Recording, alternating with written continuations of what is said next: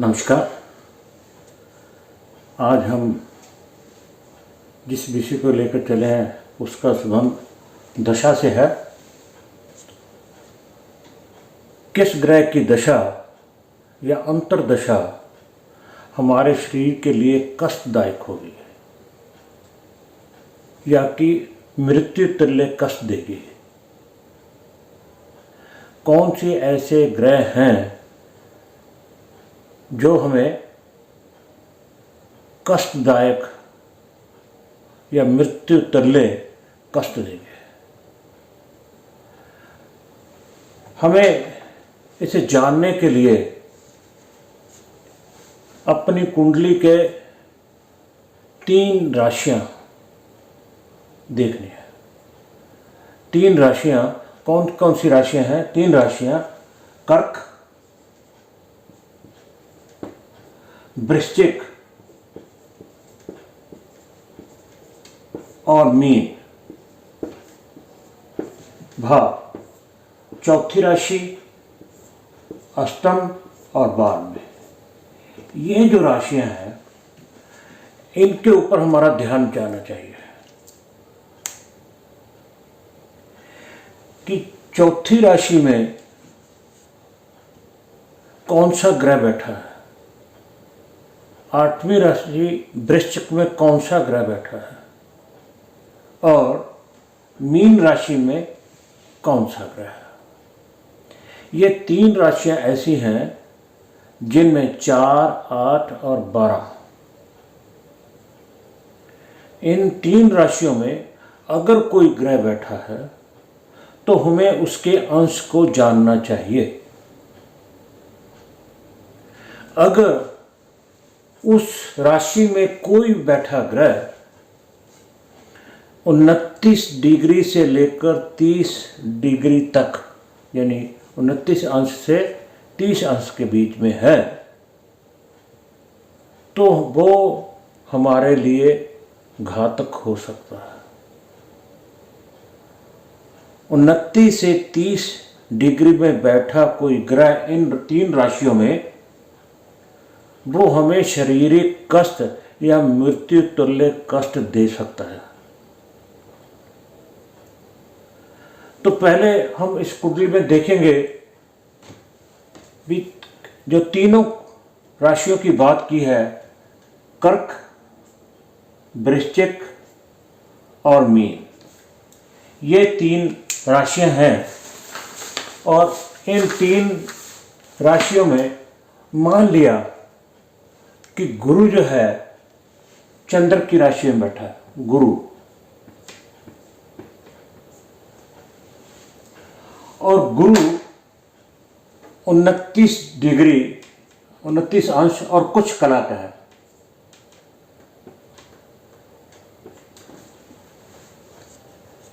गुरु मान लिया हमने, गुरु जो है कर्क राशि में 29 डिग्री और कुछ कला का स्थित है। अगर ऐसा होता है तो हम उसे क्या कहेंगे? ऋच संधि। ऋच संधि,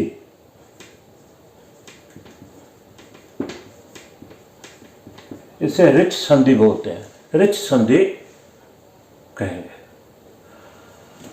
तो जब इस ग्रह की दशा या अंतर्दशा आएगी तो हमारे शरीर को वो कष्ट देगी।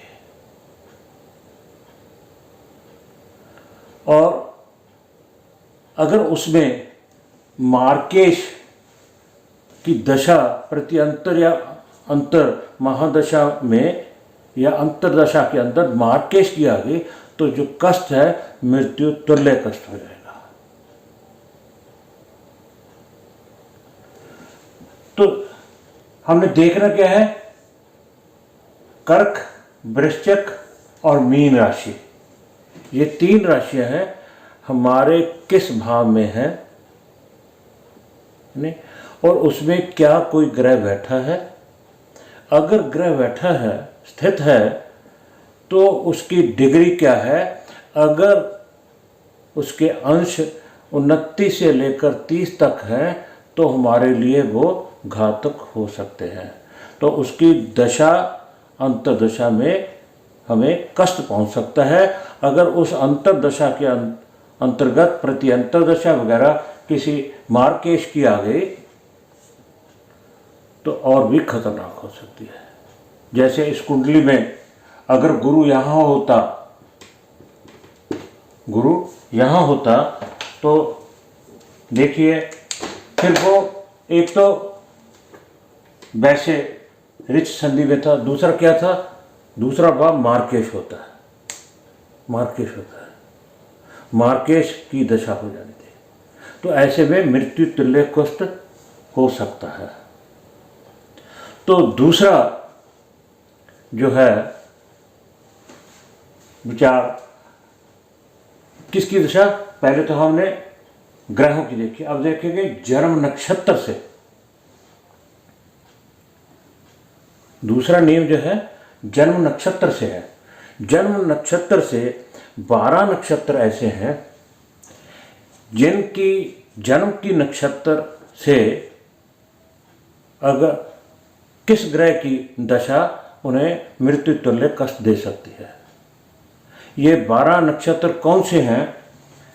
केतु के तीनों नक्षत्र, शुक्र के तीनों नक्षत्र, मंगल और बुध के तीन नक्षत्र। केतु के तीनों नक्षत्र कौन से हैं? अश्विनी, मगा और मूला। अश्विनी, मगा और मूला, जिसे हम मूल के नक्षत्र भी कहते हैं। और बुध के अश्लेषा, ज्येष्ठा और रेवती, ये भी तीनों मूल के नक्षत्र हैं। यानी 6 नक्षत्र तो मूल के नक्षत्र हो गए, जिसे कई प्रांतों में गंडमूल भी बोलते हैं। जब बच्चा जन्म लेता है तो हम देखने जाते हैं, किसी विद्वान से पूछते हैं कि यह मूल में नहीं, मूला तो नहीं, गंडमूल में तो नहीं, सभी अपने अपनी भाषाओं में जानने की कोशिश करते हैं। तो 6 नक्षत्र तो अश्विनी, मगा, मूला, अश्लेषा, ज्येष्ठा और रेवती 6 के 6 मूल के नक्षत्र, और 3 नक्षत्र शुक्र के और 3 नक्षत्र मंगल के। शुक्र के कौन से है? पूर्वा फाल्गुनी, पूर्वाषाढ़ा और भरणी। और मंगल के मृगशिरा, चित्रा और धनिष्ठा। ये 6 के 6 नक्षत्र जो हैं शुक्र और मंगल के हैं। अगर अब जो दशा है अश्विनी, मगा और मूला, यानी कि केतु का जन्म का नक्षत्र जो हुआ उसका स्वामी केतु है, तो हमें क्या दशा मिलेगी? केतु की जन्म के समय केतु की दशा मिलेगी। अगर किसी की जन्म की दशा केतु की है तो उसके लिए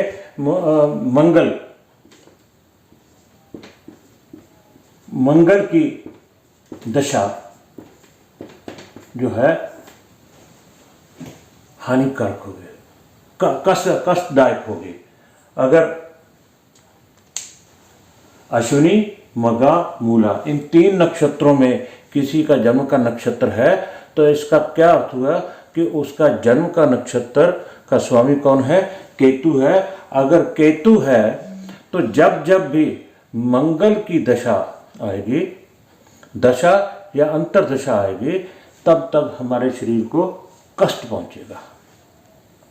इसी तरह जब पूर्वा फाल्गुनी, पूर्वाषाढ़ा और भरणी इन 3 नक्षत्रों में किसी का जन्म हुआ है तो उस जातक को जन्म की जो दशा है नक्षत्र की होगी। इसका अर्थ क्या हुआ? उसका जन्म नक्षत्र कौन सा है? शुक्र है। शुक्र की दशा में पैदा हुआ जातक के लिए गुरु की दशा जो है बहुत ही हानिकारक है।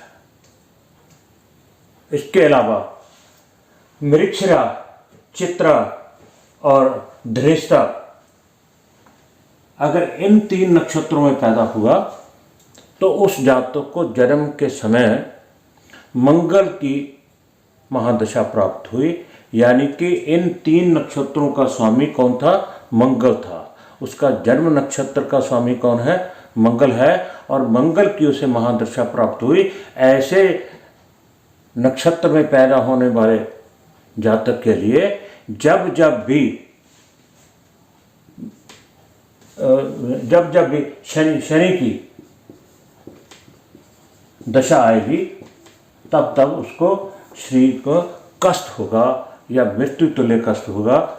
और उसके अलावा बुध, अश्लेषा, ज्येष्ठा और रेवती, अश्लेषा, ज्येष्ठा और रेवती, इन 3 नक्षत्रों में जो जातक पैदा हुआ उसका स्वामी कौन था? बुध, यानी कि उसको जन्म की नक्षत्र दशा जो है बुध की प्राप्त हुई। और बुध की दशा में पैदा होने वाले जातक, यानी अश्लेषा, ज्येष्ठा, रेवती में जन्म नक्षत्र में पैदा होने वाले जातक के लिए किसकी होगी? राहु की दशा।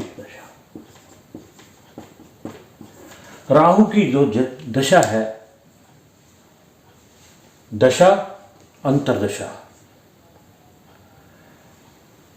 जब जब केतु में पैदा हुए मंगल, शुक्र के नक्षत्रों में पैदा हुए गुरु, मंगल के नक्षत्रों में पैदा हुए के लिए शनि, बुध के नक्षत्रों में पैदा हुए वाले के लिए राहु की दशा या अंतर्दशा जो है शरीर को कष्टदायक होगी। और इनके दशा अंतर्दशा में अगर मार्केश लग गया, मार्केश की दशा आ गई, व्यय की दशा आ गई, तो और भी खतरनाक है, मृत्यु तुल्य कष्ट दे सकती है। एक सूत्र और,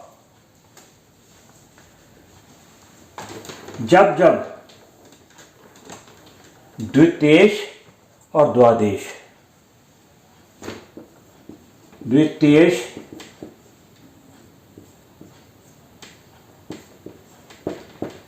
और द्वादश, यानी कि दूसरे और भाव, जब किसी को कोई भी लगन हो सकता है, दूसरे भाव की महादशा में 12वें की अंतर्दशा, या 12वें की महादशा में दूसरे की अंतर्दशा, ये भी घातक होती है, ये भी शरीर को कष्टदायक, मन तुल्य कष्ट देती है अगर इनमें भी। अब यही कुंडली इसमें देख लेते हैं। इसमें द्वितीयेश कौन है? वृश्चिक राशि है मंगल, और द्वादश कौन है? कन्या राशि है बुध। इस चार्ट के लिए जब जब मंगल की दशा में बुध का अंतर आएगा, बुध की दशा में मंगल का अंतर आएगा, और उसके साथ साथ यहाँ तो मंगल दोनों मार्ग के स्थानों का स्वामी है, तो और भी खतरनाक है। अगर कोई और राशि होती तो उसमें मार्केश भी लगा होता तो मृत्यु तुल्य कष्ट होना तय था। नियम नंबर 4, अगर खष्टम भाव और अष्टम भाव, यानी छठे भाव, षष्टम और अष्टम, 6वें और 8वें, छठे और 8वें, छठे भाव का स्वामी कौन है? गुरु इस कुंडली में। और इसमें अष्टम का स्वामी कौन है? शुक्र। वृष का स्वामी कौन होता है? शुक्र। और मीन का स्वामी कौन होता है? गुरु। जब जब भी गुरु की महादशा में शुक्र का अंतर होगा, या शुक्र की महादशा में गुरु का अंतर होगा, और उसमें साथ देखिए मार्केश की दशा आ गई, तो पहले तो ये रोगी होंगे अत्यंत पीड़ादायक होंगे। जब अगर मार्केश लग गया इनकी दशा में, जब नहीं, तो शरीर को मृत्यु तुल्य कष्ट होगा। अगर साथ में जैसे इस कुंडली में लगाया है, इस कुंडली में मार्केश कौन है? प्रबल मार्केश, शायद यहाँ का भी मार्केश है, यहाँ का भी, सप्तम भाव का स्वामी भी है और अष्टम भाव की स्वामी भी है। अगर मंगल आ गया तो इसे हटना चाहिए। तो हमें करना क्या चाहिए? सबसे पहले हमें ये पता होना चाहिए कि कौन सी दशा आने वाली है, यानी जन्म कुंडली से देखिए, राशियों से देखिए।